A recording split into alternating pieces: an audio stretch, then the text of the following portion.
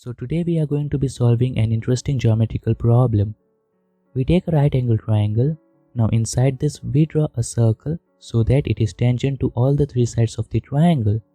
Now we draw another circle and this one is tangent to the previous circle and it is also tangent to this both sides of the triangle. Now similarly we draw another circle like this way. Now we draw few line segments joining the tangent points between the circle and the tangent point between the side length of the triangle and the circle. Now if the value of this particular angle has been taken as A, the value of this angle as B, the value of this angle as C, the question over here is to find the value of A plus B plus C. So this is Anmol and now let us see the solution. How can we solve this problem?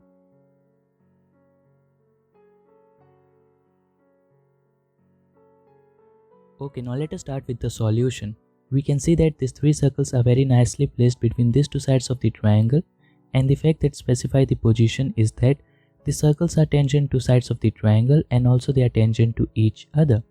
So what I am thinking is to just recreate this diagram in which we keep the triangle and these three circles. So the diagram I have already drawn over here. Here is the triangle ABC. Now let us talk about these three circles. So the first thing that specifies the position of this circle is that they are tangent to the sides of this triangle. So look carefully at the smallest circle. Here is the center of this circle. Now I will simply draw the radius to these tangent points. Now we know this particular theorem: in a circle, the radius meets the tangent line at 90 degrees. So over here and over here the angle would be 90 degrees. Now the similar thing we will do in this middle circle. Here is the center of the circle. Now I will draw the radius to the tangent points and the angle over there would simply be 90 degrees. And likewise in this biggest circle. Okay, so in these three circles we have drawn the radius to the tangent points. Now look carefully at the smallest circle. Here what I will do is I will draw a line segment joining the center of this circle to the point C. Now these two line segments are equal because they are the radius of the smallest circle. So what I can observe, that this right angle triangle and this right angle triangle are congruent to each other because of right angle, common hypotenuse, and these two sides equal because they are the radius. So once two triangles are congruent, rest of the things between them become equal, therefore these two angles become equal. Now these two angles are equal and the complete angle over here is the angle C, therefore the value of each of this angle would be angle C upon 2. Okay, now the same thing I will do with this middle circle. What I will do is I will draw a line segment joining the center to the point C. So what I can observe, these two lengths are equal because they are the radius of this middle circle. This right angle triangle and this right angle triangle are congruent to each other because of right angle hypotenuse side. So once two triangles are congruent, rest of the things between them become equal. Therefore this angle and this angle become equal. Now I can see that these two angles are equal and they form the complete angle C. Therefore the value of each of this angle would be angle C upon 2. I will again draw a line segment that will join the center of this circle to the point C. These two lengths equal because they are the radius of this biggest circle. This biggest right angle triangle and this bigger right angle triangle congruent to each other. Right angle, common hypotenuse, these two sides equal. So once two triangles are congruent, rest of the things between them become equal. Therefore, this angle and this angle over there become equal. Now this equal angle together form the complete angle C. Therefore, value of each of this angle would be angle C upon 2.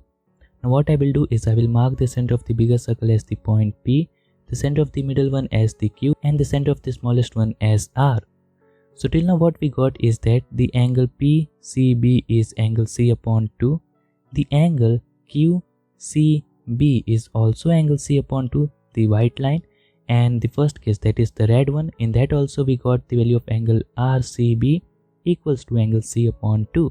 So what we can see, if we take this line as the straight base, the angle formed by the line PC is equals to the angle formed by QC is equals to the angle formed by RC. This means the slope of PC is equals to the slope of QC is equals to the slope of RC. Now we know this particular fact: when the slope of two lines are equal, they are collinear to each other. Hence, these three lines over here are collinear. So finally the conclusion is like this way. If I draw a line segment from the center of the biggest circle to this point C, it will also pass through the center of this middle circle and also it will pass through the center of the smallest circle. Plus, it will also pass through the tangent point between this circle.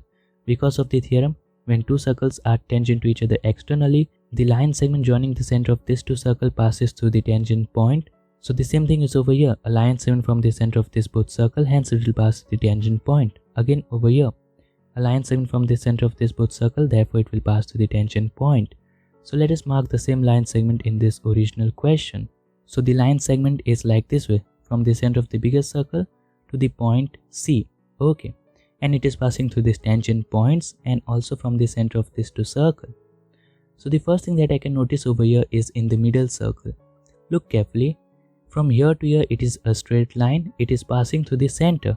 So in a circle, a straight line passing through the center is ultimately the diameter. Now because of the diameter, the circle divides into equal half, each of which is known as the semicircle. Now we know this particular theorem that angle inscribed inside a semicircle is always 90 degree. Whether it's like this or like this, it will always remain 90 degree. So the same theorem can be utilized over here. This particular line segment is from this tangent point to this tangent point passing through the center. It is a diameter. Now the angle subtended, that is the angle B, was by these two line segments that were from the tangent point. Hence the diameter and these lines are meeting at this point. The connection is not like this way. Let me show you a circle, the diameter and the chord like this way. The connection is not like this way. In this particular case, this angle would not be 90 degree. It will be 90 degree only and only when it is from the end points of the diameter. So that thing is also fulfilled over here because these lines are passing to the tangent point. Therefore, because of the theorem that we just discussed, the value of angle B over here is going to be 90 degree. Okay, so here we have got the value of angle B and that is a perfect value, that is 90 degree. So the question was to find the value of A plus B plus C. In this we have got the value of angle B, that is 90 degree. Now the task is to find the value of angle A and angle C, or else the combined value of angle A plus C. Okay. Now look in the smallest circle, this red line segment dividing the angle C into equal parts, and we will allot the value to each of this part as alpha. Okay. Now look in the smallest circle. Here is the tangent point and here is the center. So I will simply draw a line segment from the center to the tangent point. Hence the angle over there would be 90 degree on both of the sides. Now we can see that by exterior angle property in this particular triangle, the value of this angle would be 90 plus alpha, addition of the inner two opposite angle. Okay. Now recall this important theorem related to the circle. That is, if we take a circle and inside this we take an arc AB, it is an arc from the point A to the point B. And let this point be the center of this circle. Now the theorem states that the angle subtended by this arc at the center would be double the angle subtended by the same arc at the circumference. If this angle is having a value theta, the value of this angle would be 2 times theta. Or else you can say it like this way, the angle subtended by the chord at the center is double the angle subtended by the chord at the circumference in the same segment. Whichever you like the statement you can take. So the same theorem we are going to utilize in the smaller circle first of all. So in the smaller circle we can see that here is the center of the circle. Now here is the tangent point and here is the second tangent point, and the angle C is subtended from these 2 points. So what I will do is I will simply take the arc from this tangent point to that tangent point. Now what I can see, the angle subtended by this arc at the center is ultimately 90 plus alpha, this red line and this purple line. And the angle subtended by this arc at the circumference is the angle C. So according to the theorem, angle subtended at center, that is 90 plus alpha, would be equals to 2 times the angle subtended at the circumference, that is angle C. Now if I solve this equation in order to get the value of angle C, it will be equals to 45 plus alpha upon 2. So here we have got the value of angle C, and keep this equation as it is as equation number 1. And also one more thing, if you want to know the proof of this particular theorem, it's very easy and nice. If there is a nice video related to it, I will put a link in the description, and if there is not, do comment below and I will make one. Okay. So till now we can see that we play around the middle circle in order to get the value of angle B. We played with the smallest circle in order to get the value of angle C. Now it is the time to play with the biggest circle. So the first thing that I will do is I will draw the radius to the remaining tangent points. Okay. So the angle form over there would be 90 degree. Now for a moment I will just remove this one. So what I can see, the angle subtended by this particular arc, that is from this tangent point to this tangent point at the circumference, is angle A. Therefore the angle subtended by the same arc at the center, this both are the radius, remember that. So the angle subtended by this arc at the circumference is A, Therefore, according to the theorem, the angle subtended by this arc at the center would have a value 2 times a. Okay. Now I will just redraw that tangent line that we have removed in the beginning. Now I can say that in this particular quadrilateral, if I apply the angle sum property, the value of this particular angle over here would be 90 degree. Okay. Now this complete angle is 2 times a, this much angle is 90, therefore the remaining angle, that is this much, would have a value 2 times a minus 90. Okay. Now I can see that this angle first of all is 90 degree. I can take this biggest right angle triangle. One angle is 90, the other angle is 2 times a minus 90, and this third angle is alpha. So by applying the angle sum property in this triangle, I will get 90 plus 2 times a minus 90 plus alpha equals to 180 degree. Now I can see that positive 90, negative 90 got cancelled out. Therefore the value of 2 times a would be equals to 180 degree minus alpha.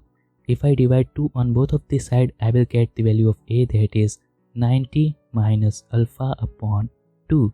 Okay, and keep this as the equation number 2. You can notice one more thing over here. Till now, in order to get the value of a, b and c, we have utilized all the facts related to the tangent point, and also when we mark this particular angle as 90 degree, at that particular moment we utilize the fact that angle a is 90 degree. So till now we have utilized each and every given data given in this question. Now this is the time to the final step. The question was to find the value of a plus b plus c. The value of a we have got is 90 minus alpha upon 2. The value of b we have got, that is very nice and perfect, 90 degree, and the value of c we have is 45 plus alpha upon 2. Now we can clearly see that negative alpha upon 2 and positive alpha upon 2 got cancelled out. So finally the value of a plus b plus c would be equals to 90 plus 90 plus 45, that is 225 degree, and this is the answer that we were looking for. So this was my way to solve this particular problem. If you have any other method other than this, do comment below, and if it's hard to comment, you can email me, or else you can send it to me on my Instagram. The link is in the description.